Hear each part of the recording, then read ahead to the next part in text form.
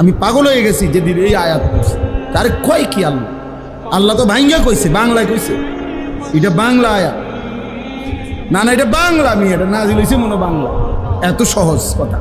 ওয়াল্লাযীনা আমানুল্লাযীনা ইউকিমুনাস সালাহ। আল্লাহ বলছে মুমিনের বন্ধু হবে ওই মুমিন যে মুমিন নামাজি। লা তুসাহিব ইল্লা মুমিন। ইমানদার ছাড়া কাউকে বন্ধু বানায়ও না, নবী বলছে। লা ইয়াকুল মালাকা ইল্লা তাকিয়্য। মুত্তাকি ছাড়া কাউরে মহব্বত কইরা খাওয়াইও না।